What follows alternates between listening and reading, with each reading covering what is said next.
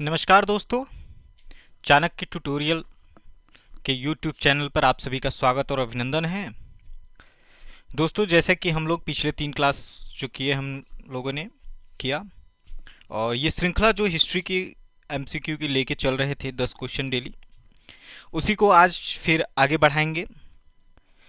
पिछले 2 वीडियो में हमने किया था वैदिक सभ्यता के बारे में, 20 क्वेश्चन किए थे। आज 21वां क्वेश्चन है और आज ये जो वीडियो है ये वैदिक सभ्यता के लिए अंतिम टॉपिक रहेगा। इसके बाद कल से हम लोग कुछ दूसरी टॉपिक को उठाएंगे, उस पर MCQs करेंगे और बीच बीच में एक मास्टर वीडियो बनाएंगे जो 1 से 1.5 घंटे का होगा। उसमें मिक्स जो पिछला हम लोग कर चुके रहेंगे उसको मिक्स रूप से लेकर के सारे क्वेश्चंस को मिला करके कुछ नए क्वेश्चंस भी शामिल करके रिवाइज करेंगे। चलिए दोस्तों, चलते हैं, स्टार्ट करते हैं। तो आज का पहला क्वेश्चन है, पुराणों की कुल संख्या कितनी है? चलिए दोस्तों, आप लोग कमेंट करके, जैसे कि आप लोगों को पता ही है, आप लोग कमेंट में अपना आंसर दीजिए फटाफट। इसके बाद थोड़ी देर बाद हम जो है आपको आंसर बताएंगे। और अगर आपने अभी तक चैनल को सब्सक्राइब नहीं किया है तो चैनल को सब्सक्राइब कर लीजिए, बेल आइकन दबाना मत भूलिएगा, जिससे आपको सभी लेटेस्ट नोटिफिकेशन मिलती रहे। चलिए दोस्तों, फिर से एक बार क्वेश्चन में पढ़ता हूं, उम्मीद है आप सभी आंसर कर रहे होंगे। पुराणों की कुल संख्या कितनी है?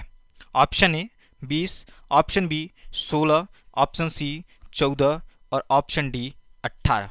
चलिए आंसर बता देता हूं। तो पुराणों की कुल संख्या 18 है।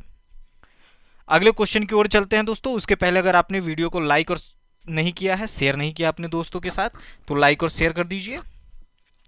अगला क्वेश्चन है, गायत्री मंत्र का सर्वप्रथम उल्लेख कहां मिलता है? ऑप्शन ए ऋग्वेद में, ऑप्शन बी अथर्ववेद में, ऑप्शन सी उपनिषद में, ऑप्शन डी पुराणों में। चलिए दोस्तों, फटाफट आप लोग रिप्लाई कीजिए, कमेंट कीजिए अपना आंसर। एक बार पुनः मैं जो है प्रश्न को दोहरा देता हूं। गायत्री मंत्र का सर्वप्रथम उल्लेख कहां मिलता है? ऑप्शन ए ऋग्वेद में, ऑप्शन बी अथर्ववेद में, ऑप्शन सी उपनिषद में, ऑप्शन डी पुराणों में। उम्मीद है दोस्तों आप लोगों ने रिप्लाई कर दिया होगा, अपना कमेंट करके आंसर बता दिया होगा। तो चलते हैं आंसर की ओर। तो सही आंसर है सही आंसर है पुराणों में।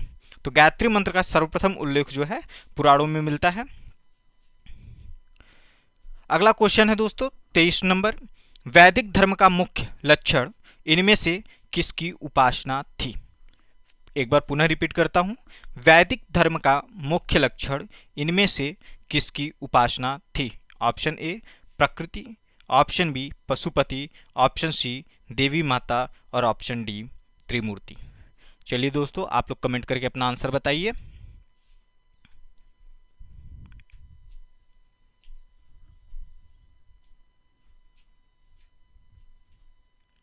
चलिए, उम्मीद है कि आपने अपना आंसर कमेंट कर दिया होगा। आंसर देखते हैं। तो 23वां का आंसर, वैदिक धर्म का मुख्य लक्षण इनमें से किसकी उपासना थी, का सही आंसर है प्रकृति। चलिए दोस्तों, चलते हैं अगले क्वेश्चन की ओर। ऋग्वैदिक काल से पूर्व आर्यों का मुख्य व्यवसाय क्या था? दोस्तों, इस क्वेश्चन में पूछा गया है कि जो ऋग्वैदिक काल था उसके पहले का जो समय था आर्यों का, उस समय मुख्य व्यवसाय क्या था? तो ऑप्शन ए है शिल्पकारी, ऑप्शन बी पशुपालन, ऑप्शन सी खेती या ऑप्शन डी व्यापार। चलिए दोस्तों, अपना कमेंट कीजिए आंसर।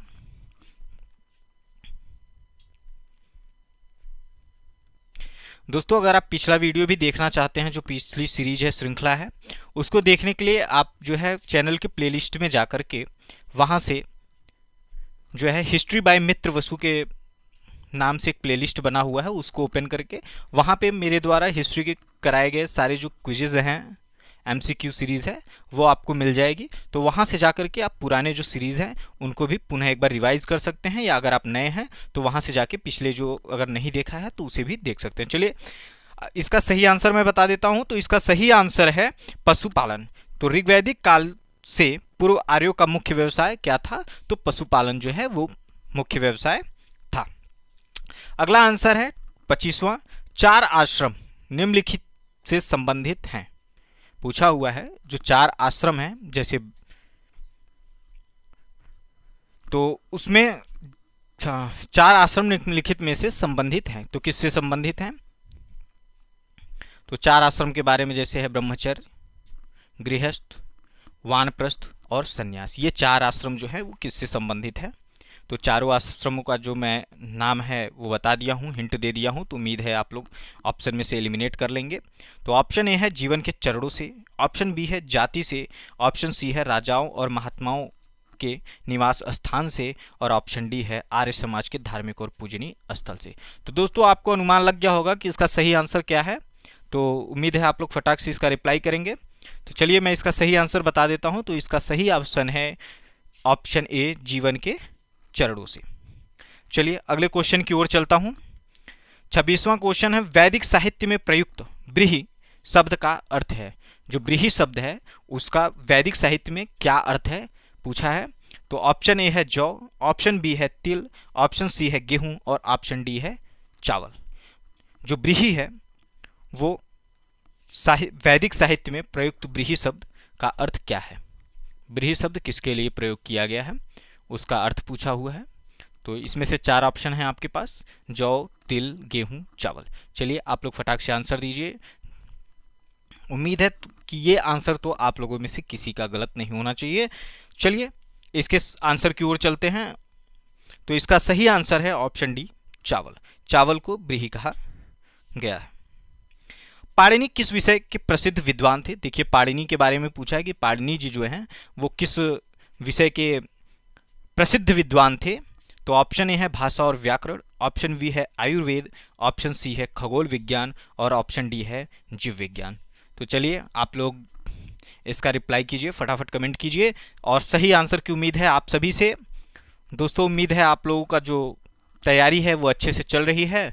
और आज तो आप लोगों ने देखा ही होगा न्यूज़ में कि योगी जी ने ट्वीट के माध्यम से बताया कि अगले 100 दिनों में 10,000 वैकेंसी लाने वाले हैं। मैंने भी एक छोटा सा वीडियो आपको सूचना पहुंचाने के लिए उस पर बनाया हुआ है, अगर आपने नहीं देखा है तो उसे भी देख लें। और तो आप लोग अपने तैयारी में थोड़ा सा जोर दीजिए, मेहनत को बढ़ाइए और इस बार जो 100 दिन की प्रॉमिस की जा रही है गवर्नमेंट के द्वारा, उस समय में आप भी उस 10,000 में से अपने आप को एक व्यक्ति बनाइए और सिलेक्शन लीजिए। चलिए इसका सही आंसर की ओर चलते हैं। तो पाणिनि किस विषय के प्रसिद्ध विद्वान थे? तो पाणिनि जी जो हैं वो भाषा और व्याकरण के विद्वान थे।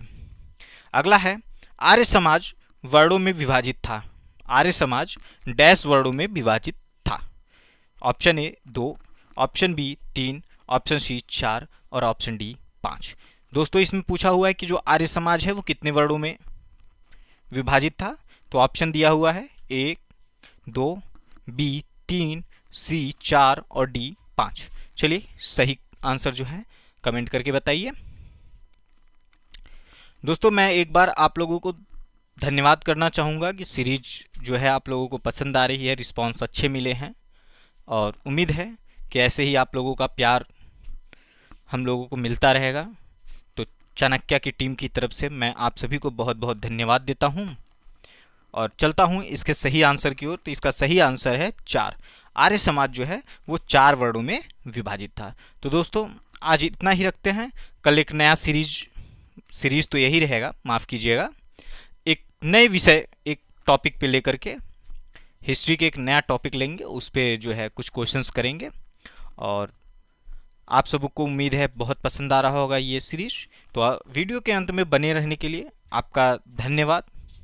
फिर मिलते हैं कल शाम 6 बजे इसी समय। आपका एक बार फिर आपका बहुत बहुत धन्यवाद।